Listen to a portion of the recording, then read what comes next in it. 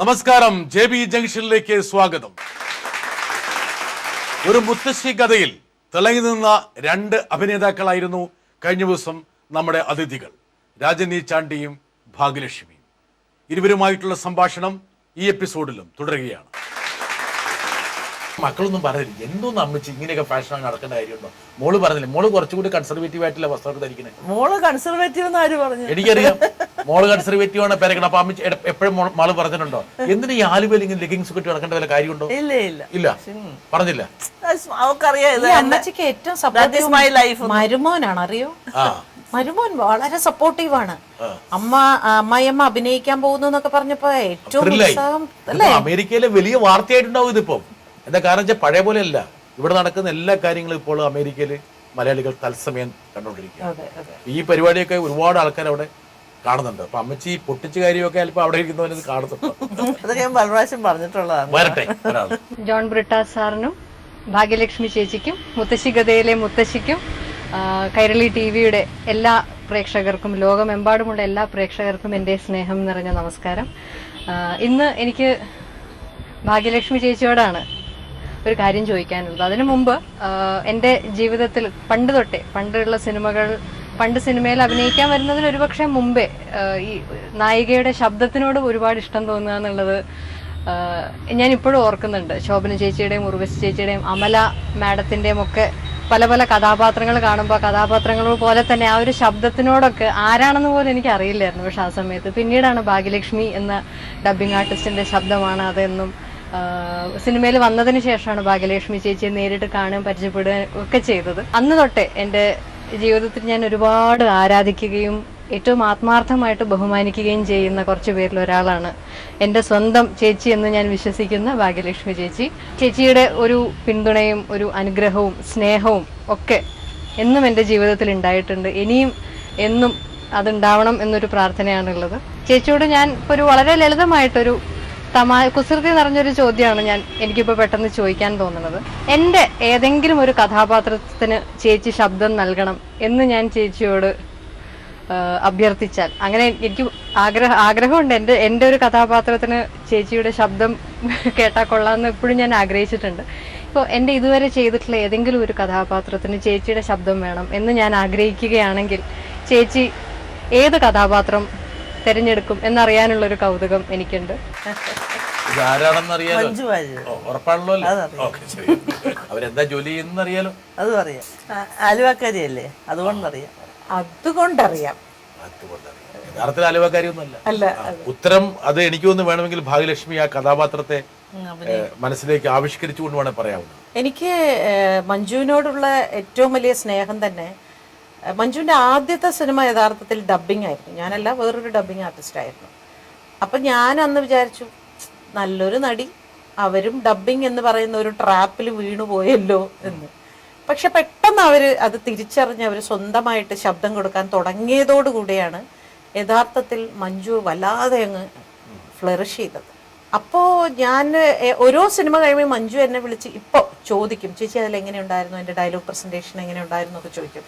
അപ്പം ഞാനതിൻ്റെ പ്ലസും മൈനസും ഒക്കെ ഇങ്ങനെ പറയാറുണ്ട്.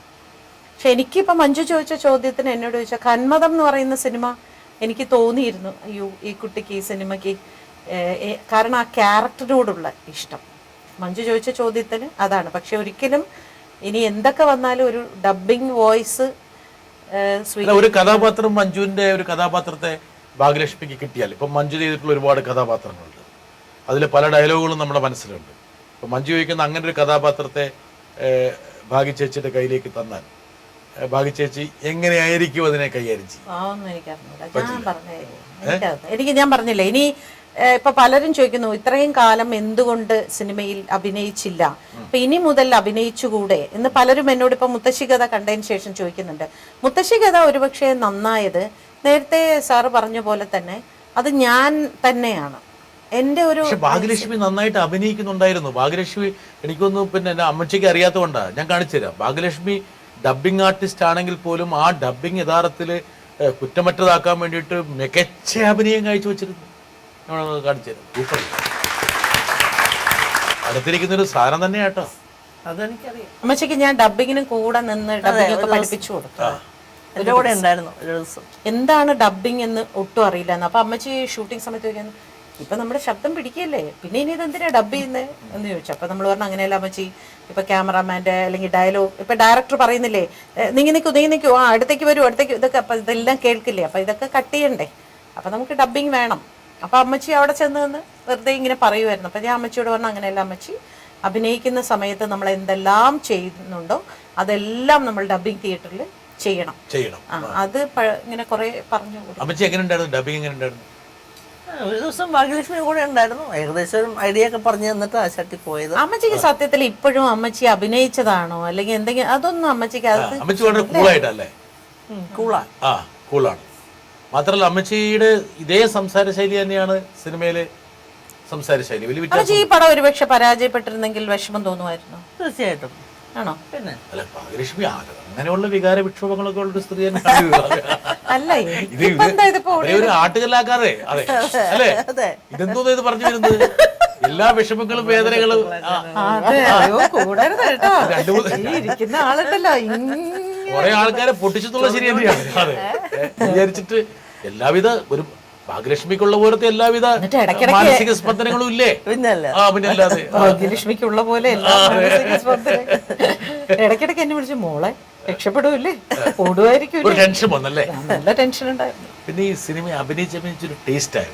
ആ ലൊക്കേഷനിലൊക്കെ അങ്ങോട്ട് ഇടപഴകി പിന്നീട് ഈ സിനിമയെ അവസാനിക്കുന്ന സമയത്ത് പിന്നെ അവസാനിക്കാറായപ്പോഴത്തെ ഞാൻ ടയർഡായിരുന്നു ആക്ച്വലി. എനിക്ക് ഞാൻ ഭയങ്കരമായിട്ട് ടയർഡായി മതിന്നായിരുന്നു. പ്രഷർ ലോ ആയിരുന്നു കുറച്ച്. വീട്ടിലെ മീൻ കൃഷിയൊക്കെ ചണ്ടിച്ചായും കൃത്യമായിട്ട് നോക്കിയായിരുന്നു. പക്ഷെ പ്രഷർ ലോ ആയിരുന്നു.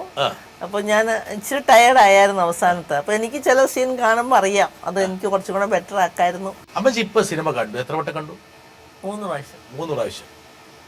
3 പ്രാവശ്യത്തെ കാഴ്ചയും വേറെ വേറെ രീതിയായിരുന്നു അല്ലേ? ആദ്യം കിട്ടിയ ഒരു കാഴ്ചപ്പാട് അത് ശരിക്കും കണ്ടില്ല. കാരണം ചുറ്റും ഇരിക്കുന്നവരുടെ എക്സ്പ്രഷൻ എന്നതാന്നുള്ളതായിരുന്നു. തിയേറ്ററിൽ ആയിരുന്നു. അവിടെയുള്ള ആൾക്കാർ വല്ലതും തിരിഞ്ഞു വരാൻ നോക്കിയോ?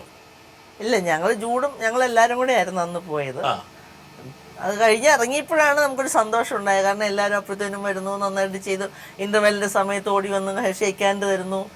പിന്നെ സിനിമ കഴിഞ്ഞപ്പോൾ സെൽഫി എടുക്കാൻ വരുന്നു. അപ്പൊ അങ്ങനെയൊക്കെ കണ്ടപ്പോ ഓക്കെ ഞാൻ ചെയ്തു. അതുവരെ ഞാൻ സിനിമ ശരിക്കും രണ്ടാം വട്ടം കണ്ടപ്പോഴാണ് ഓരോ ഇങ്ങനെ എനിക്ക് അവരുടെ ചിരി ഇത് കാണുമ്പോ ഞാൻ ഓക്കെ അത് നല്ലപോലെ ചെയ്തിട്ടുണ്ട്. ഞങ്ങൾ ഒന്നിച്ചാ പോയി ആദ്യം. അപ്പൊ പുള്ളി സെന്റിയൊക്കെ വന്നപ്പം യു ഡിഡ് വെൽ എന്ന് പറഞ്ഞ് ഷെയ്ക്കാൻഡ് വേറെ എന്തെല്ലാം ചെയ്യാൻ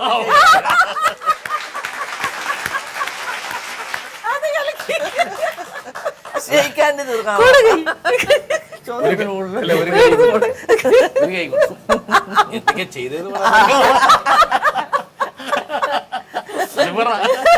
അതങ്ങനെ പറയാൻ പറ്റില്ല. പിന്നെ അതെല്ലാം എക്സ്പ്ലെയിൻ ചെയ്യണത്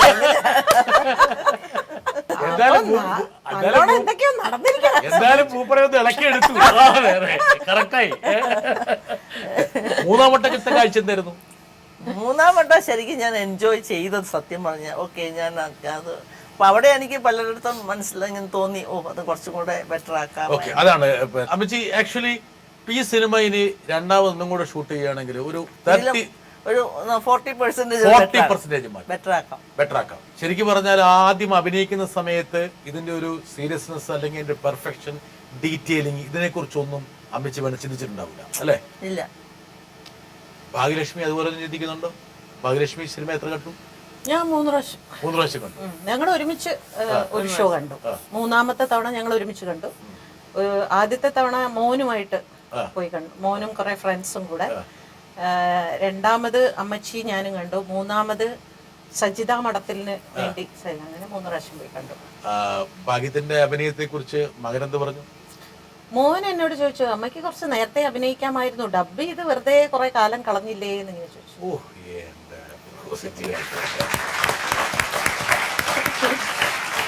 വരട്ടെ. വർഷങ്ങളായിട്ട് എനിക്ക് പരിചയമുള്ള ഒരാളാണ് ഭാഗ്യലക്ഷ്മി ചേച്ചി.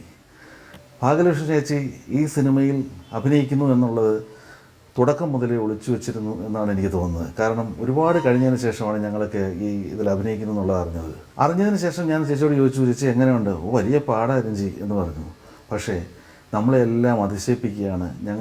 ചേച്ചിയോട് ഞാൻ ചോദിക്കുന്നത്, ഇത്രയധികം കഴിവുകളുള്ള, ഇത്രയധികം അഭിനയിക്കാൻ വളരെ തനതായ ശൈലിയിൽ ഒട്ടും ഒരു മോശമല്ലാത്ത, അല്ലെങ്കിൽ വളരെ വലിയ ആളുകൾ പെർഫോം ചെയ്യുന്ന രീതിയിൽ ചേച്ചി ഇതിൽ അഭിനയിച്ചിരിക്കുന്നത് കണ്ടപ്പോൾ എന്തുകൊണ്ട് ചേച്ചിക്ക് ഇത്രയും നാൾ ഇത്രയും കഴിവുകളുണ്ടെന്ന് കാണിക്കാനുള്ള ഒരവസരം ഉണ്ടായിട്ട് പോലും ചെയ്യാതിരുന്നു എന്നുള്ളതാണ് എനിക്ക് ചേച്ചിയോട് ചോദിക്കാനുള്ളത്. മകൻ ചോദിച്ച ചോദ്യം ഇൻഡസ്ട്രിയിലെ വളരെ പ്രധാനപ്പെട്ട ഒരാള്, ഒരു നിർമ്മാതാവ് കൂടിയാണ്. ഇയാളെ അറിയില്ലല്ലോ, പറഞ്ഞു കൊടുക്കണം നമുക്ക്. ഇത് നിർമ്മാതാവ് രഞ്ജിത്താണ്. ഇനി ഒരുപാട് പേരെ, ഇത് മാത്രമല്ല ഇവരെയൊക്കെ കൃത്യമായി അറിഞ്ഞിരിക്കേണ്ടതാണ്. ഇനി ഒരുപാട് സിനിമകളിലെ കോൾ ഷീറ്റൊക്കെ ഇവരുടെ നിന്ന് വാങ്ങുകയും അഡ്വാൻസ് കൈപ്പറ്റുകയും ചെയ്യേണ്ടതാണ്. അതുകൊണ്ട് അവരെയൊക്കെ കൃത്യമായിട്ട് ഒരു ആൽബം ഉണ്ടാക്കി കൊടുക്കും. ഇന്ന് പരിചയപ്പെടേണ്ട 10 പേര് നാളെ ഞാൻ വീണ്ടും വന്ന് ചോദിക്കുമ്പോ ഈ 10 പേരുടെ പേര് കറക്റ്റ് ആയിട്ടിരിക്കണം, അവരുടെ ടെലിഫോൺ നമ്പർ. ഒരു ദിവസം ഇതുപോലെ മ്യൂസിക് ഡയറക്ടർ M. ജയചന്ദ്രൻ ഇങ്ങനെ വിളിച്ചിട്ട് എന്നോട് പറഞ്ഞു, ഭാഗ്യച്ചി എനിക്ക് ചേച്ചിയോട് അത്യാവശ്യമായിട്ടൊരു കാര്യം പറയണം. അപ്പൊ ഞാൻ വിചാരിച്ചു എന്തോ വളരെ ഗൗരവത്തില്, എന്താ ജയ ചേച്ചി എന്തുകൊണ്ട് നേരത്തെ അഭിനയിച്ചില്ല, എന്ത് രസമായിരിക്കുന്നു എന്ന്. അതുപോലെ തന്നെ മണിയമ്പിള്ള രാജു പറഞ്ഞു, കമൽ സാറ്. പക്ഷെ കമൽ സാറ് മധുപാലൊക്കെ വേറൊരു രീതിയിലാണ് പറഞ്ഞത്. ഭാഗ്യലക്ഷ്മി നന്നായി അഭിനയിച്ചില്ലായിരുന്നുവെങ്കിൽ അതൊരു അതിശയമാകുമായിട്ട്. നന്നായി അഭിനയിച്ചത് ഒരു അതിശയമല്ല. കാരണം ഒരുപാട് സിനിമകൾ ഡബ് ചെയ്ത് 10-40 വർഷം ഫിലിം ഇൻഡസ്ട്രിയിൽ നിന്ന ഒരാള് ഇനിയും മര്യാദയ്ക്ക് അഭിനയിച്ചില്ലെങ്കിൽ അതിന്റെ മോശം എനിക്കല്ലേ. അപ്പോൾ അതൊരു വലിയൊരു വിഷയമൊന്നുമല്ല എന്നുള്ള രീതിക്കാണ് മറ്റു പലരും എന്നോട്. ഇപ്പൊ ഇവരൊക്കെ പറഞ്ഞു കേട്ടപ്പോ ഒരു ചെറിയൊരു മിസ്സിംഗ് അനുഭവപ്പെടുന്നുണ്ടോ? ഇല്ല ഇല്ല ഇല്ല ഇല്ല ഇല്ല ഇല്ല കറക്റ്റ് വരേണ്ട സമയത്താ വന്നത്. അല്ല എന്നാലും ഇപ്പൊ നാം പറഞ്ഞ എനിക്കറിയാം അമ്മച്ചിയുടെ മനസ്സിലുള്ളത് കുറച്ച് ചെറുപ്പമൊക്കെ ആയുമ്പോ അഭിനയിച്ചുകൂടരുത്, എന്ത് ഇത്രയും കാലം കാത്തിരുന്നു അല്ലേ? അങ്ങനെയല്ലേ വന്നത്? അമ്മച്ചിയോട് ചോദിച്ചാൽ എന്താ ചെറുപ്പത്തിൽ വരാതിരുന്നതെന്ന്. അല്ല അമ്മച്ചി ചോദിച്ചാ എന്താ അമ്മച്ചി പറയാന്നൊന്ന് കേട്ടോ. അമ്മച്ചിയോട് ആ ചോദ്യം ചോദിക്കുകയാണെങ്കിലോ? അല്ല ഇപ്പോഴാണ് സേഫ്. ഞാൻ നേരത്തെ പറഞ്ഞത്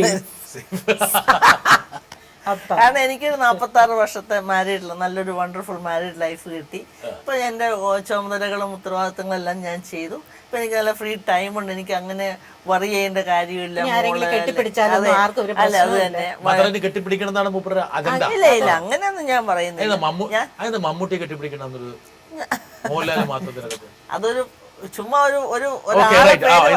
പണ്ട് സിദ്ദിഖ് ഇതുപോലെ വേണമെങ്കിൽ ഞാൻ മോഹൻലാലിന്റെ പേര് പറഞ്ഞെന്ന് പറഞ്ഞു. എന്ന് പറഞ്ഞാൽ ഞാൻ ചുമ്മാ ഇങ്ങനെ ഒരാളുടെ പേര് പറഞ്ഞു. ഒരുപാട് പേര് പടകാനുള്ള സാധ്യതയുണ്ട്.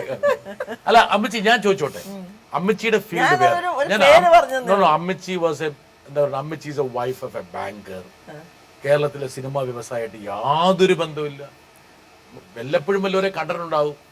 അമിതാഭ് ബച്ചനുമായിട്ടൊന്നും ഒരു ബന്ധം ഉണ്ടായിരുന്നു? ഇല്ല ഇല്ല ഇല്ല. അമിതാഭ് ബച്ചനെ അറിയാവുന്നേ ഉള്ളു, അങ്ങനെ ബന്ധമൊന്നും അല്ല. ഇവര് അമിതാഭ് ബച്ചന്റെ വീട്ടിലൊരു അമിതാഭ് ബച്ചന്റെ വീടിന് മുമ്പ് ഞങ്ങൾ ഒരിക്കൽ പോവായിരുന്നു. ഞാനായിരുന്നു ഡ്രൈവ് ചെയ്യുന്ന വണ്ടി. അപ്പൊ എന്റെ കൂടെ എന്റെ നീസും നെവ്യൂസും ഒക്കെ ഉണ്ട് കൈ കാറിൽ. അപ്പം ഞാൻ ഇച്ചിരി സ്പീഡ് ഡ്രൈവർ ആയ കാരണം പിള്ളേർക്കല്ല എന്റെ വണ്ടിയൊക്കെ അറിയാൻ മതി എന്ന് പറഞ്ഞ് എന്റെ വണ്ടിയിലായിരുന്നു. അപ്പം ഞാൻ അമിതാഭ് ബച്ചൻ്റെ വീടിനടുത്ത് എത്തിയപ്പോൾ ഞാൻ ചോദിച്ചു, അമിതാഭ് ബച്ചനെ ആർക്കെങ്കിലും കാണണോ എന്ന് ചോദിച്ചു. അപ്പോൾ എല്ലാവരും നാച്ചുറലി എന്ന് പറഞ്ഞു. ഞാൻ വേഗം ഗേറ്റിൻ്റെ അങ്ങോട്ട് വണ്ടി നിർത്തി. അപ്പം 3-4 വാച്ച്മാന്മാരുണ്ട്. ഞാൻ ചോദിച്ചു സാബയ്ക്കാന്ന് ചോദിച്ചു. അപ്പം അവരും വെട്ടിപ്പോയി, ഇത് ആരാ ഒരു വണ്ടിയിൽ ഒരു സ്ത്രീ വന്നു ചോദിച്ചു സാബയ്ക്കാന്ന് അത്രയും ചോദിക്കണമെങ്കിൽ എന്തെങ്കിലും പരിചയം കാണുമല്ലോ. അപ്പോൾ അവർ പറഞ്ഞു നെയ്യേ കിതർ ഗയാ ബാഹർ ഗയാന്ന് പറഞ്ഞു. അപ്പം ഞാൻ പറഞ്ഞു അച്ഛാ ബോൾ തേനാ മേ ആയി തീ എന്ന് പറഞ്ഞ് ഞാൻ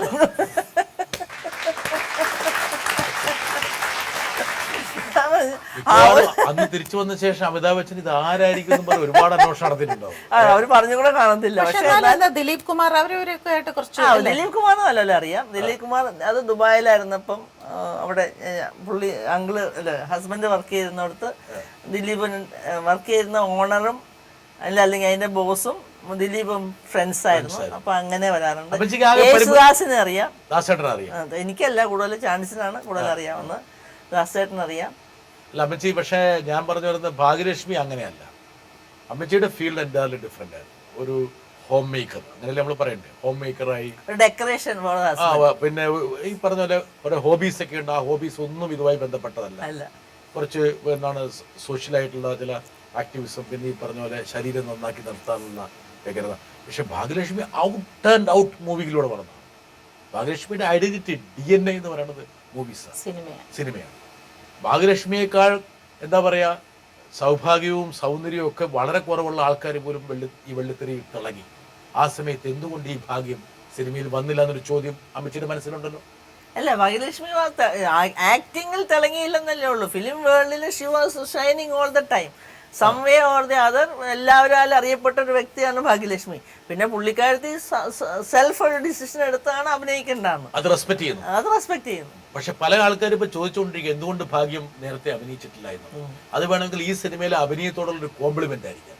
അതെ, അത് കോംപ്ലിമെന്റ് ആണ്. അതിലങ്ങനെ കണ്ടാൽ മതി. പക്ഷെ ഈ സിനിമയില് ഭാഗ്യലക്ഷ്മി അഭിനയിച്ചിട്ടില്ല എന്ന് ഞാൻ പറയാം. ഞാൻ ഈ സിനിമ നിങ്ങളെ കാണുന്നതിന് മുന്നോടിയായിട്ടും പിന്നെ ഭാഗ്യലക്ഷ്മി എന്നെ പ്രത്യേകം വിളിച്ച് പറഞ്ഞ് കണ്ടില്ലെങ്കിൽ കൊന്നുകളയുന്നൊക്കെ ഉള്ള ഭീഷണിപ്പെടുത്തിയ ശേഷം ഞാൻ പോയി കണ്ടു.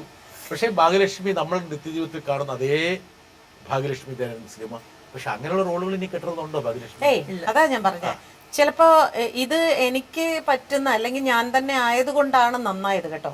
ചിലപ്പോ ഒരു ഇമോഷണൽ അല്ലെങ്കിൽ ഈ ബന്ധങ്ങളുടെ ഇമോഷൻസ് ഒക്കെ ഉണ്ടല്ലേ, ഹസ്ബൻഡ്, മക്കള്, എനിക്ക് തോന്നുന്നില്ല കേട്ടോ എന്നെ കൊണ്ട് അങ്ങനെ പറ്റുന്നു. ഞാൻ പറഞ്ഞില്ലേ, എന്നെ ഏറ്റവും അധികം വിമർശിക്കുന്ന ആള് ഞാൻ തന്നെ. എനിക്കറിയാം എന്നെ കൊണ്ട് എന്ത് പറ്റും എന്ത് പറ്റില്ല. അതുകൊണ്ട് തന്നെ അത്തരം കഥാപാത്രങ്ങൾ വന്നാലും ഞാൻ ഏറ്റെടുക്കില്ല.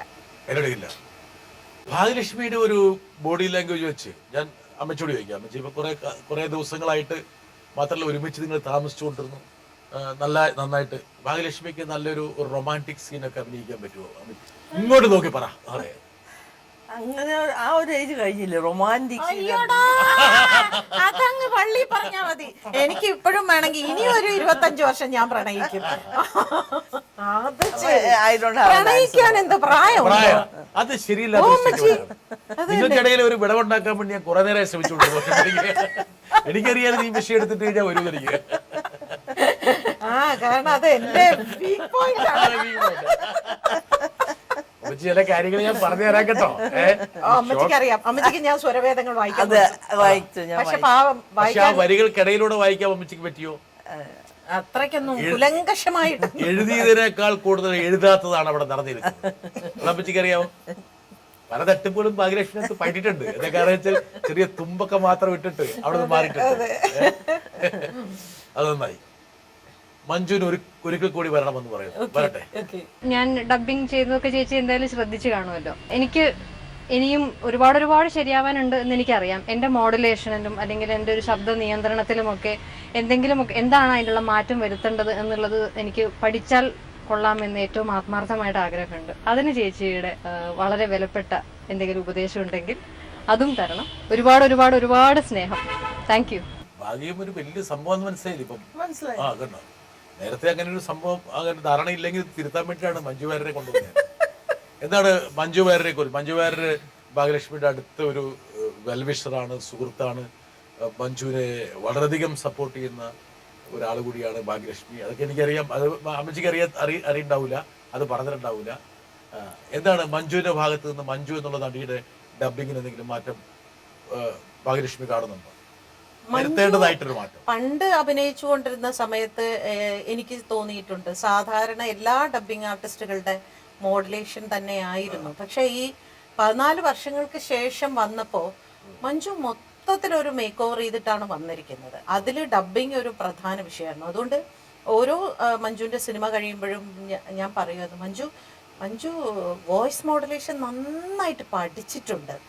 അതിപ്പോൾ പോലീസ് ഓഫീസറായിട്ട് വേട്ട എന്ന് പറയുന്ന സിനിമയിൽ അഭിനയിക്കുമ്പോഴും ഓൾഡ് ആർ യു അഭിനയിക്കുമ്പോഴും അത് എൻ്റർലി ഡിഫറെൻ്റ് ആയിട്ടുള്ള ഒരു മോഡുലേഷൻ. അതായത് അത് എൻ്റെ മാത്രം മോഡുലേഷൻ. മുമ്പ് അങ്ങനെ അല്ലായിരുന്നു. മുമ്പ് നമ്മുടെ പല ഡബിങ് ആർട്ടിസ്റ്റുകളുടെ മോഡുലേഷൻ മഞ്ജുവിനുണ്ടായിരുന്നു. ഇപ്പൊ അതല്ല. ഇപ്പൊ മഞ്ജുവിൻ്റെതായിട്ടുള്ള ഒരു സ്റ്റൈൽ ഡെവലപ്പ് ചെയ്തുകൊണ്ടിരിക്കുകയാണ്. അമ്മച്ചി ഈ പറഞ്ഞ സിനിമയുടെ സ്ക്രിപ്റ്റ് പൂർണ്ണമായിട്ട് വായിച്ചപ്പോൾ ഇങ്ങനെ ഒരു മൂശാട്ട തള്ളയനാണ് അവതരിപ്പിക്കാൻ പോകുന്നത്, ഇതിന്റെ ഇമ്പാക്ട് ചെറുതല്ല എന്നൊക്കെയുള്ളൊരു ധാരണ ആ വായനയിൽ നിന്ന് മനസ്സിലായോ? അല്ല, വായിച്ചപ്പോൾ ഞാൻ ഓർത്തു എന്നെ ഭയങ്കര സാധനമായിട്ടാണല്ലോ പ്രസന്റ് ചെയ്യുന്നത്. ഞാൻ എൻ്റെ കൊച്ചുമക്കളോട് മുമ്പിൽ എന്തായിരിക്കും അവരുടെ റിയാക്ഷൻ എന്നൊക്കെ എനിക്കൊരു പേടിയുണ്ടായിരുന്നു. പക്ഷെ സിനിമ കഴിഞ്ഞപ്പം I did A good job എന്ന് കേൾക്കുമ്പം എനിക്ക് ഭയങ്കര സന്തോഷമുണ്ട്. പിന്നെ ബേസിക്കലി ഷൂട്ടിംഗ് സമയത്ത് അമ്മച്ചിക്ക് ഓവർ പ്രഷറായിരുന്നു ഇത്, അതായത് ഈ ക്യാരക്ടർ ചെയ്ത് ഫലിപ്പിക്കാനുള്ളത്. അപ്പോൾ ചില സമയത്ത് ഇങ്ങനെ വല്ലാതെ ടെൻസ്ഡ് ആവുമായിരുന്നു അമ്മച്ചി, ഇങ്ങനെ ശ്വാസം വിടുമായിരുന്നു, ഇങ്ങനെ വല്ലാതെ വറീഡായിരുന്നു കേട്ടോ. അയ്യോ ഇത് ശരിയാവുന്നില്ലല്ലേ അങ്ങനെ ഒരു വല്ലാത്ത ടെൻഷൻ നന്നായിട്ട് അനുഭവിച്ചു. ഈ അമ്മച്ചിയെ സെലക്ട് ചെയ്യാൻ പോയപ്പോൾ ഇരുന്ന സംഭവം കേൾക്കണം. ജൂഡ് ഇങ്ങനെ ഒരു ആർട്ടിസ്റ്റ് വേണം എന്ന് പറഞ്ഞപ്പോൾ ഓൺലൈനിലാണ് പലരും അപ്ലൈ ചെയ്തത്. പക്ഷെ അമ്മച്ചി പറഞ്ഞു എനിക്ക് ഓൺലൈനിലൊന്നും അപ്ലൈ ചെയ്യാനൊന്നും വയ്യ, എന്നെ വീട്ടിൽ വേണമെങ്കിൽ ടെക്നോളജി ഒന്നും അറിയില്ല, എന്നെ വീട്ടിൽ വന്ന് കണ്ടോട്ടെ എന്ന് പറഞ്ഞു. അങ്ങനെ ജൂഡും ഈ ബംഗാളിയായിട്ട് അഭിനയിച്ച പയ്യനും രണ്ടുപേരും കൂടെ അമ്മച്ചിയെ കാണാൻ, വൈഫും ഉണ്ടായിരുന്നു. അങ്ങനെ ഇവർ 3 പേരും ചെന്നപ്പോൾ അമ്മച്ചിയുടെ അടുത്ത് ഒരു സീന് കൊടുത്ത് അഭിനയിച്ച് കാണിക്കാമോ എന്ന് വെച്ചു. അപ്പം അമ്മച്ചി ചായ കൊണ്ടുവരാം എന്ന് പറഞ്ഞ് ചായ കൊണ്ടുവന്ന് കൊടുത്തിട്ട് ആ ബംഗാളി അവിടെ ആ പയ്യൻ അവിടെ അടുത്തിരിക്കുന്നുണ്ടായിരുന്നു. എവിടെ വീട് എന്ന് വെച്ചാൽ അപ്പം അവൻ പറഞ്ഞു ഞാനും ഇവിടെ ഏകദേശം അടുത്ത് തന്നെ. ഇത്ര അടുത്തായിട്ടാണ് ഇങ്ങോട്ട് വായി നോക്കാൻ വന്നത്. അത് ആ സിനിമയിലെ ഡയലോഗാണ്. അത് അമ്മച്ചി വളരെ കൃത്യമായിട്ട് പറഞ്ഞു. അമ്മച്ചി അങ്ങനെയാണ് അത്. അപ്പൊ ഡയറക്ടർ ശരിക്കും അന്തം വിട്ടുപോയി. ഇത് ഇവരോട് അഭിനയിച്ച് കാണിക്കാൻ പറയുമ്പോ പെട്ടെന്ന് അതൊരു ആ സിനിമയിൽ ഒരുപാട് പേരെ വായി നോക്കി വിളിക്കുന്നുണ്ടല്ലോ. ഇതൊക്കെ നിത്യജീവിതത്തിൽ ഒരുപാട് പേരെ വിളിച്ചിട്ടുള്ളതല്ലേ? ഇല്ല, ഇല്ല, എന്റെ വായിൽ നോക്കി അതൊന്നുമില്ല. ഇല്ല. അമ്മച്ചി പിന്നെ അവരൊക്കെ നമ്മളെ നോക്കണം എന്നുള്ള അഭിപ്രായക്കാരാണ്. അമ്മച്ചി ഞാൻ ചോദിച്ചിട്ട് ഈ സിനിമയിലേക്ക് വരുന്നു, സ്ക്രിപ്റ്റ് വായിക്കുന്നു, ഇതിന്റെ ഇമ്പാക്റ്റിനെ കുറിച്ച് അമ്മച്ചിക്ക് ഒരു ചെറിയൊരു പേടി ഉണ്ടായിരുന്നെങ്കിൽ പോലും പിന്നീട് അതിന്റെ ക്ലൈമാക്സിലേക്ക് വരുമ്പോഴേക്കും സംഭവമൊക്കെ മാറുകയാണ്. അല്ലെങ്കിൽ സെക്കൻഡ് ഹാഫിലേക്ക് വരുമ്പോഴേക്കും ഭാഗ്യലക്ഷ്മി ഈ അമ്മച്ചീനെ എന്താ പറയുക സ്വഭാവത്തിന് ഒരുപാട് പരിണാമം വരുത്തി മാറ്റി അലക്കി വിളിപ്പിച്ച് കൊണ്ടുവരികയാണ്. എങ്കിൽ പോലും കുടുംബം, മറ്റു കുടുംബത്തിലെ ഒരുപാട് അംഗങ്ങൾ, നാട്ടുകാർ, മറ്റുള്ള ആൾക്കാർ, ഇവരൊക്കെ നമ്മളെ നോക്കുന്ന ഒരു രീതിയിൽ ഒരുപാട് മാറ്റങ്ങൾ വരും ഒരു സിനിമ കഴിഞ്ഞാൽ. അതിനെക്കുറിച്ച് എന്തെങ്കിലും ആശങ്കയോ വിഷമോ ഉത്കണ്ഠയോ മനസ്സിലുണ്ടായിരുന്നു? ഈ സിനിമയിൽ പോയൊക്കെ അഭിനയിച്ച അവസാനം അത് പാളിപ്പോയി കഴിഞ്ഞാൽ പിന്നെ ഇവന്മാരെങ്ങനെയായിരിക്കും നമ്മളെ കാണുന്നു, കുടുംബക്കാരെന്ത് പറയും, തൊടുപുഴയ്ക്കൊക്കെ പോകുമ്പോൾ അവരെന്ത് പറയും, അങ്ങനെ എന്തെങ്കിലും ഒരു മനസ്സിലൊരു വിഷമം? ഞാൻ നേരത്തെ പറഞ്ഞല്ലോ, എനിക്ക് അങ്ങനെ ഇത് എന്റെ ലൈഫാണ്. അവരെന്ത് വിചാരിക്കും, അവരെന്നെ ഇത് ചെയ്യോ എന്നുള്ളൊരു പേടി എനിക്കില്ലായിരുന്നു. കാരണം എനിക്ക് ഇഷ്ടമുള്ളൊരു സംഗതി ഞാൻ ചെയ്തു. പക്ഷെ അത് സക്സസ് ആയിട്ട് വരണേ എന്നൊരു ഉണ്ടായിരുന്നുള്ളൂ. മകള് എന്തായിരുന്നു സപ്പോർട്ട് ചെയ്യും? ഭയങ്കര സപ്പോർട്ടീവ് ആയിരുന്നു, ഭയങ്കര എക്സൈറ്റ്മെന്റ്. മൂത്ത കൊച്ചുമോളും ഭയങ്കര, അവരൊക്കെ ആയിരുന്നു എന്റെ സപ്പോർട്ട്. പിന്നെ എന്റെ മരുമാനം ഒരു ഒബ്ജക്ഷനും പറയാത്തപ്പോൾ തന്നെ എനിക്ക് എന്റെ ടെൻഷൻ പകുതി പോയി. പേടി അവനെയായിരുന്നു. നാച്ചുറലി എന്റെ മോളെ കല്യാണം കഴിച്ചൊരു മരുമോനോട് പറയാം മമ്മി ഇതിന്റെ പണിക്കൊന്നും പോകണ്ടെന്ന് പറഞ്ഞു കഴിഞ്ഞാൽ പിന്നെ അത് നമുക്കൊരു പ്രശ്നമാവും. പിന്നെ അത് വയലേറ്റ് ചെയ്ത് കഴിഞ്ഞാൽ പിന്നെ അതിനേക്കാളും വലിയ കോംപ്ലിക്കേഷൻ ആവും. അങ്ങനെയൊന്നുമില്ല. എന്നാലും നമ്മള് ഒരു ഫാമിലി എന്തായാലും ഫാമിലിയുടെ ഒരു കോഹറൻസ്, കെട്ടുറപ്പ്, മറ്റു കാര്യങ്ങൾ. അതെ, സിനിമ എന്ന് പറഞ്ഞുകൊണ്ട് ഞാൻ എന്റെ ഫാമിലിയെ ഇത് ചെയ്യാൻ പാടില്ലല്ലോ. അവരുടെ എല്ലാ സപ്പോർട്ടും, ഹസ്ബൻഡിന് സപ്പോർട്ട് ഉണ്ടായിരുന്നു, മരുമോന് സപ്പോർട്ട് ഉണ്ടായിരുന്നു, ബ്രദേഴ്സൊക്കെ സപ്പോർട്ടീവായിരുന്നു. അമ്മച്ചിക്ക് വേണ്ടപ്പെട്ട ഒരാൾ വരട്ടെ. ഞങ്ങള് 8 മക്കളിൽ 4 ആണും 4 പെണ്ണുമാണ്. ഇതിൽ 5ാമത്തെ ആണ് ഞാൻ. രാജിനി 7ാമത്തെ ആളാണ്. ഞങ്ങൾ സ്കൂൾ വിദ്യാഭ്യാസം ഞങ്ങൾ ഒരുമിച്ചായിരുന്നു എന്ന് വേണമെങ്കിൽ പറയാം. എന്നാലും ഞാൻ അവരുടെ ചേട്ടനായിരുന്നു. ചെറുപ്പകാലത്തിലൊക്കെ ഈ രാജിനി വളരെ ആക്റ്റീവായിട്ടുള്ളൊരു കുട്ടിയായിരുന്നു. വളരെ ആക്റ്റീവ്. രാജിനി നിനക്ക് ഓർമ്മയുണ്ടാവോ, നമ്മൾ സ്കൂളിൽ സെൻറ്റ് സെബാസ്റ്റ്യൻ സ്കൂളിൽ നിന്ന് വീട്ടിലോട്ട് വരുന്ന വഴി റോട്ടിൽ കൂടി അങ്ങോട്ടും ഇങ്ങോട്ടും പന്തെല്ലാം തട്ടി നടന്നു വന്ന കൂട്ടത്തിൽ ഞങ്ങൾ ആൺപിള്ളേരുടെ കൂടെ നീയും ഒന്നിച്ച് തട്ടാൻ കൂടിയതും വീട് വരെ തട്ടിയതും ഒക്കെ ഓർമ്മയുണ്ടാവുമല്ലോ. പഴയ കാര്യങ്ങളൊക്കെ മൂപ്പർക്ക് നന്നായിട്ട് അറിയാം അല്ലേ? നമ്മുടെ നാട്ടിൽ ഇങ്ങനെയൊക്കെയുള്ള പെൺകുട്ടികളെ നമ്മുടെ ഇത് തൊടുപുഴ ഭാഗത്തൊക്കെ എനിക്ക് കുറച്ച് ബന്ധങ്ങളൊക്കെ ഉള്ളതുകൊണ്ട് പറയാണ്, കോലേക്കേറിയെന്ന് പറയും. കോലേക്കേറി പറഞ്ഞു കാണുമായിരിക്കും. കൊലക്കറിയായിരുന്നോ? അതല്ല, ഇതിപ്പോ കേട്ട പോലെ അല്ലാതെ വേറെ കോലെല്ലാം മരത്തേലെല്ലാം കയറി കളിച്ചിരുന്നു. അല്ല, അങ്ങനെ പോയല്ലേ ഉള്ളൂ. പ്രേമിക്കാനും ബഹളം ഉണ്ടാക്കാനൊന്നും പോയില്ലല്ലോ. പ്രേമിക്കുന്ന ഇത്ര വലിയ കുഴപ്പമാണ് സിനിമയിൽ അതേ ഡയലോഗ് തന്നെയാണ്. ഭാഗ്യലക്ഷ്മി ആണെങ്കിൽ ഇനിയും പ്രേമിക്കാൻ വേണ്ടി അപ്പോഴാണ് ഒരാൾ പ്രേമം കുഴപ്പമാണ്. ഈ അമ്മച്ചിയില്ലേ ഫസ്റ്റ് ഡേ സിനിമ കണ്ടപ്പോഴേ ഞാൻ ചോദിച്ചു, രാത്രി ഞാൻ തിരുവനന്തപുരത്ത്, അമ്മച്ചി എറണാകുളത്താ. ഞാൻ ചോദിച്ചു അമ്മച്ചി പടം കണ്ടിട്ട് എങ്ങനെയുണ്ടെന്ന് വെച്ചു. എനിക്ക് ഒരു സങ്കടം, എന്റെ ബ്രദേഴ്സ് ഒരക്ഷരം മിണ്ടിയില്ല. ഈ ബ്രദർ ആണോ? പുള്ളിക്ക് ഭയങ്കര സങ്കടം. ഭയങ്കര സങ്കടം. എനിക്ക് അത് കണ്ടിട്ട് എനിക്കൊരു ടെൻഷൻ. എന്താണ് പുള്ളി അന്ന് ഉറങ്ങിയില്ലെന്നാ പറഞ്ഞത്. കാരണം ഇത്രയും ഭയങ്കര എന്നെ അവര് അപ്പൊ മറ്റുള്ളവർ എന്ത് ചിന്തിക്കുന്നു ഞാൻ നോക്കേണ്ട അല്ല അതിന്റെ അല്ല വർത്താനം പറഞ്ഞ അല്ല ഭയങ്കര സെൻസിറ്റീവ് ആണ് അല്ലേ? അതല്ല അയ്യോ എത്ര ഈ പുറമേക്ക് കാണിക്കുന്ന ബോൾനെസ് ഒന്നും ഇല്ലല്ലോ. വെറുതെയാ. വെറുതെ ജാടയെ നാട്ടിയാണ്. മിണ്ടിയ കരയും. ഇപ്പൊ ഞാനൊന്ന് മുഖം കറുപ്പിച്ച് സംസാരിച്ചാൽ മതി, ഇപ്പൊ ഇവിടെ ഇരുന്ന് കരയും. അല്ല എന്നെ എപ്പോഴും കണ്ടിരിക്കുന്ന ചിരിച്ച് നല്ല സന്തോഷമായിട്ട് നടക്കണം. എന്നെ കൊണ്ട് ഒരു ഭയങ്കര സാധനം. അപ്പൊ ഞാൻ പറഞ്ഞു ജസിച്ച അപ്പൊ അതിന്റെ അർത്ഥം ഐ ഡിഡ് വെൽ എന്നല്ലേ? അതെ കറക്റ്റ്. ഒരു സത്വം പോലെ ആക്കി അല്ലേ? അതിനുശേഷം അതിന്റെ ഒരു വലിയൊരു ട്രാൻസ്ഫോർമേഷൻ വരുമല്ലേ ആ സിനിമയിൽ തന്നെ. പക്ഷേ ഈ പുറമേക്ക് കാണിക്കുന്ന ബോൾനെസ് അല്ല യഥാർത്ഥത്തിൽ വളരെ സെൻസിറ്റീവായിട്ട് ഒന്ന് തൊട്ട് കഴിഞ്ഞാല് അല്ലെ പച്ചക്കരിമ്പിന്റെ തുണ്ടാണ്. ആണോ ഭാഗ്യലക്ഷ്മി? പച്ചക്കരിമ്പിന്റെ തുണ്ടൊന്നുമല്ല. പക്ഷേ എനിക്ക് തോന്നുന്നു ഷൂട്ട് സമയത്തായിരുന്നു, അല്ലാതെ വീട്ടിലെങ്ങനെയാണെന്ന് എനിക്ക്. പക്ഷെ ആദ്യമേ ചാണ്ടിച്ചൻ ഡയറക്ടറോട് പറഞ്ഞ ഒരു കാര്യം ഇതാണ്, സൂക്ഷിച്ച് ഹാൻഡിൽ ചെയ്യണം, ഇതൊരു തൊട്ടാവാടിയാണ്, ഹാൻഡിൽ വിത്ത് കെയർ, മിണ്ടിയ കരയും എന്ന് പറഞ്ഞാണ് വിട്ടത്. അതുകൊണ്ട് ജൂഡ് ഇങ്ങനെ ഷോട്ടൊക്കെ എടുക്കുമ്പോ ഒരുപാട് ടേക്ക് എടുക്കുമ്പോ അമ്മച്ചെ പറ്റിക്കൊല്ലും, എന്റെ പൊന്നമ്മച്ചേ ഒന്ന് അഭിനയിക്കണ ചക്കരേ എന്നൊക്കെ ഇങ്ങനെയൊക്കെ പറഞ്ഞാണ് നമ്മൾ അഭിനയിപ്പിച്ചോളൂ. ഇപ്പുറത്തിരുന്ന് ചൂട് ചീത്ത വിളിക്കും. എവിടുന്ന കൊണ്ടുവന്നെന്ന് ചോദിച്ചിട്ട് അതിൽ തിരിച്ച് കണ്ട കാര്യങ്ങളൊക്കെ പറഞ്ഞു കേട്ടില്ലേ? ഇനി അവനെ കാണുമ്പോ ഒന്ന് കൈകാര്യം ചെയ്യണം കേട്ടോ. അവൻ ഒരുപാട് തെറി പറഞ്ഞിട്ടുണ്ടാവാനുള്ള സാധ്യതയുണ്ട്. വരട്ടെ. ഇതൊക്കെ അമ്മച്ചി എന്തൊരു സ്നേഹോപഹാരം ഭാഗ്യലക്ഷ്മിക്ക് തന്നില്ലേ? എനിക്ക് 2 കണ്ണ്, നീയാണ് എന്റെ കണ്ണ് എന്ന് പറഞ്ഞ് അമ്മച്ചി പിന്നെ തന്നതാണ്. എന്നിട്ട് ഒരു കാൻഡിലും തന്നു, നീയാണ് എന്റെ വെളിച്ചം, നീയാണ് എന്റെ കണ്ണ്. ഇതൊക്കെ സാധാരണ രീതിയിൽ ഞങ്ങള് യേശുക്രിസ്തുവിനും ദൈവത്തെയൊക്കെ പറയാം. സിനിമ തീർന്നപ്പോ എനിക്ക് തന്ന ഗിഫ്റ്റ് ആണത്. ഭാഗ്യലക്ഷ്മിക്ക് കിട്ടിയ ഒരു അംഗീകാരം കൂടി. അതെ, ഭാഗ്യലക്ഷ്മിക്ക് ഒരു ഓസ്കർ കിട്ടിയപ്പോൾ ഈ സന്തോഷം ഉണ്ടാവും. കാരണം വെച്ചാല് ഇത് എത്ര സമയം എടുത്തിട്ടാണ് അമ്മ ചെയ്തത്? മാസങ്ങളെടുക്കും. വരട്ടെ. ഇതാരാണത്? അപ്പൊ സിനിമ കഴിഞ്ഞ് ചാണ്ടിച്ചൻ എന്താ ചെയ്തെന്നുള്ള കാര്യം നമ്മൾ ചോദിച്ചല്ലോ. മനസ്സിലായില്ലേ? മനസ്സിലായി കേട്ടോ. Thank you. അവിടെ ചെന്ന് വട്ടം കറക്കി എടുത്തിങ്ങനെ ഒരു വട്ടം കറക്കി. ഇതാണ് കുടുംബം. ഇത് ഞാൻ അമ്മച്ചിനെ ഇങ്ങനെ നമ്മുടെ പ്രേക്ഷകർക്ക് പരിചയപ്പെടുത്താം. ഭാഗ്യലക്ഷ്മിനെ എല്ലാവർക്കും അറിയാം. ചട്ടമുണ്ടാണ് US പോയപ്പോൾ അമ്മച്ചി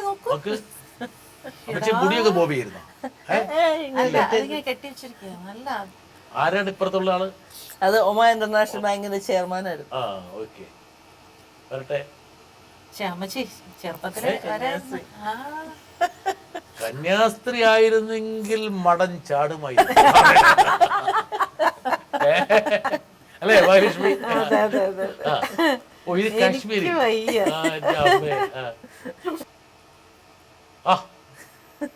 ഇതായിരുന്നു കല്യാണ സമയത്തുള്ള രൂപം. ഇത് 7 മാസം ഗർഭിണിയാ. 7 മാസം ഗർഭിണിയാണോ? ഒന്നും കാണാനില്ല. അത് കാണാനില്ല. പക്ഷെ അതാണ് ബിയർ.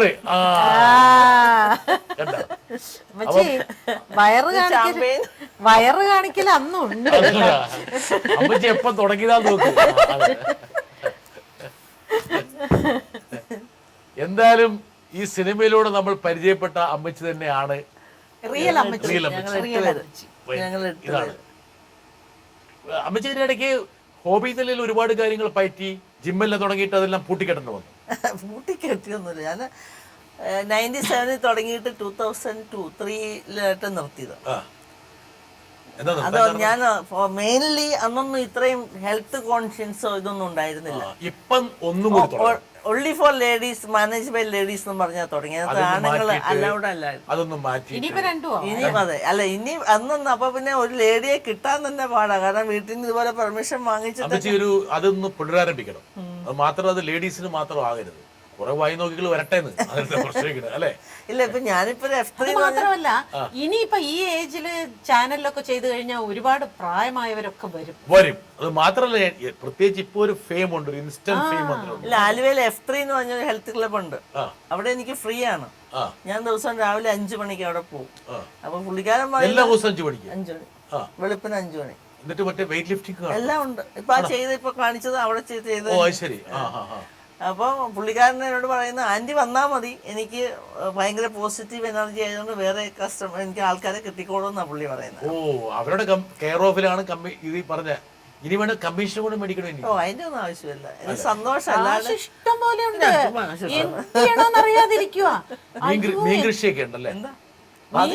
ബാക്കിയോ വേറെന്താ പച്ചക്കറി കൃഷിയുണ്ടോ? പച്ചക്കറി ഉണ്ട്. ഞാൻ വീട്ടിൽ നിന്ന് പച്ചക്കറി വീട്ടില് വാഴ കൃഷിയൊക്കെ ഉണ്ടോ? എല്ലാം ഉണ്ട്. ഒരു വാഴക്കറി കൊണ്ടുവന്നോളാം ഇങ്ങോട്ട് വരുന്ന സ്ഥിതി. ഇതൊക്കെ ഇത്ര അത്യാവശ്യം ഞാൻ വിചാരിച്ചു ഇവിടെ സാധാരണ വരുമ്പോൾ അങ്ങനെ തന്നെ കൊണ്ടുവന്നതല്ലോ. പിന്നെ അല്ലാതെ ഭാഗ്യലക്ഷ്മി പറഞ്ഞ പല പല സാധനങ്ങളായിട്ടായിരിക്കും വീട്ടിൽ നിന്ന് വരുന്നത് എന്നൊക്കെ എന്നോട് പറഞ്ഞിരുന്നതാണ്. പട്ടിക്കൂടിന്റെ മുകളില് കൂർക്ക, ആ, പിന്നെ ഓർക്കിഡ് എല്ലാം ഉണ്ട്.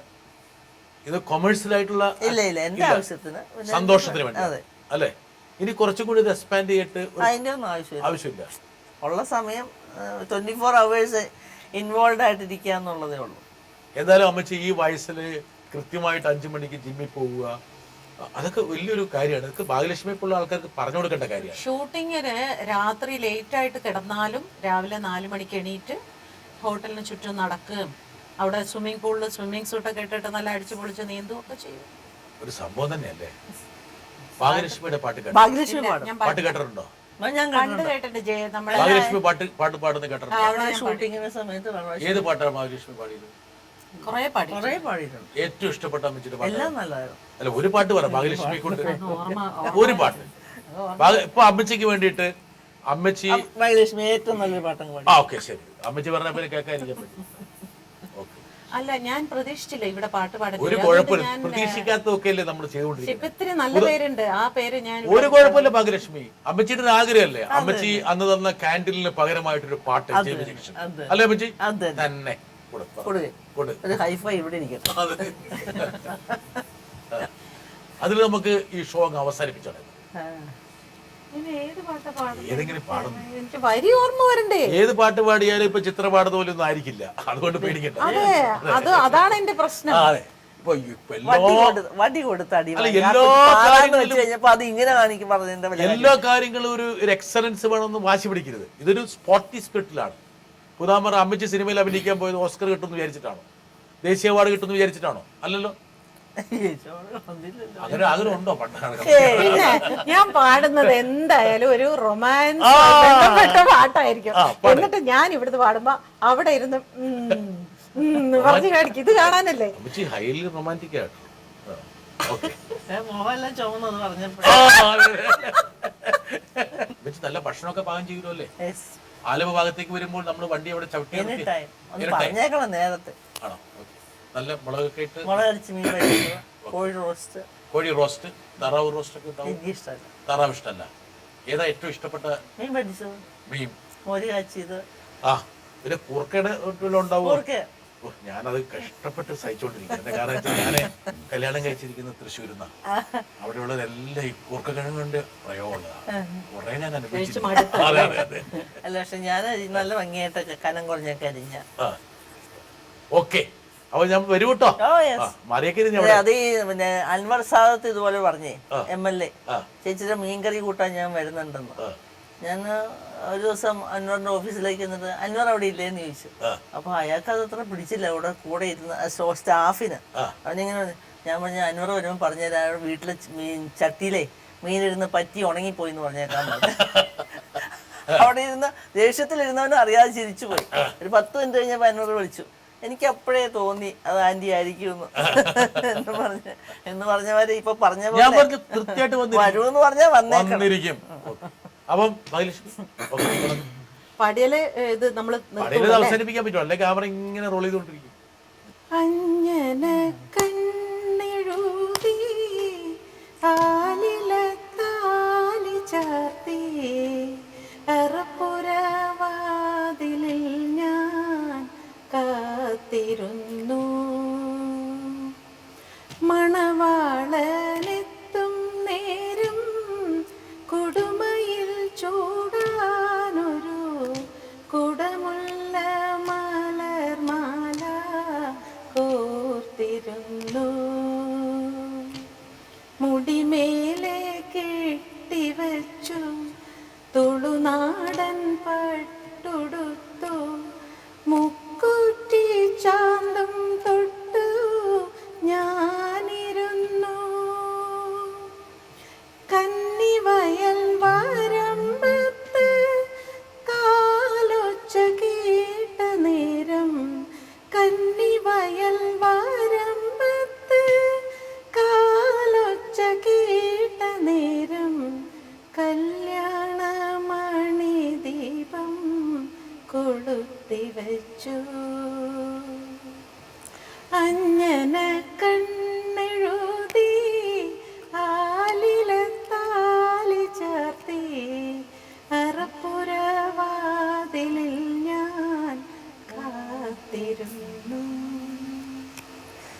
കാത്തിരിപ്പിനൊക്കെ ഒരു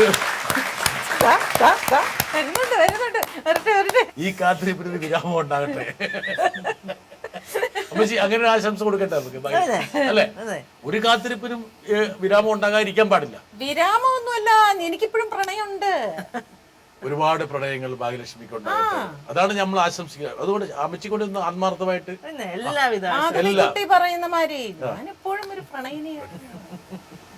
അമ്മച്ചീനൊന്നും മാറ്റിയെടുക്കേണ്ടതായിട്ടുണ്ടോ ചില കാര്യങ്ങൾ കേട്ടാ. അമ്മച്ചിയുടെ ചില കടപ്പിടുത്തങ്ങളൊക്കെ ഇത് ചാണ്ടിച്ചനിലിങ്ങനെ ചതിച്ചേക്കരുതെന്ന് പറയാണ്ട്. അമ്മച്ചി ഭാഗ്യം ഇനി എന്ത് ചെയ്യുന്നറിയോ, അതിന്റെ കൂടെ അധികം കൂടണ്ട. അല്ല, ചാണ്ടിച്ച് 45 ദിവസത്തെ സ്വാതന്ത്ര്യം അനുഭവിച്ചിരിക്കുകയാണ്. തമാശക്ക് പറഞ്ഞ അമ്മച്ചി ഭാഗ്യം, ഒരുപാട് സന്തോഷം. ഞാന് സാധാരണ അങ്ങനെ ഒരു സിനിമയെ മുൻനിർത്തി ചെയ്യാറില്ലെങ്കിൽ പോലും വളരെ പ്രധാനപ്പെട്ട നമ്മുടെ സമൂഹത്തിൽ അനിവാര്യമായ ഒരു കോസിന് വേണ്ടിയുള്ളൊരു സിനിമയാണെന്ന് ഞാൻ വിശ്വസിക്കുന്നു. അതിന്റെ മറ്റ് ഘടകങ്ങളെക്കാൾ പ്രധാനം കേരള സമൂഹം അഭിമുഖീകരിക്കുന്ന ഒരു പ്രതിസന്ധിയെ, വളരെ വാർദ്ധക്യം എന്നുള്ള പ്രതിസന്ധിയെ വളരെ തന്മയത്തോടെ സർഗാത്മകമായി വളരെ പ്രചോദനാത്മകമായി പോസിറ്റീവായി കണ്ട ഒരു സിനിമയാണ്. ആ സിനിമയോടുള്ള എൻ്റെ ആദരവും നിങ്ങൾ രണ്ടുപേരോടുള്ള എൻ്റെ സ്നേഹാദരവും കൂടി ഒരുമിച്ച് ചേരുമ്പോഴാണ് ഈ JB ജംഗ്ഷൻ സാർത്ഥകമായത്. ഇനിയും നിങ്ങൾ ഒരുമിച്ച് ഒറ്റയ്ക്കും കൂട്ടായിട്ടും സിനിമകളിൽ വരട്ടെ. ഒരുപാട് അംഗീകാരങ്ങളും അതുപോലെ തന്നെ ജനങ്ങളുടെ ആദരവും ഇഷ്ടവും സ്നേഹവും ഒക്കെ നിങ്ങൾ വാങ്ങട്ടെ എന്ന് ആശംസിച്ചുകൊണ്ട് ഇത്രയും സമയം JB ജംഗ്ഷനിൽ ചെലവഴിച്ചതിന് നന്ദി. Thank you very much.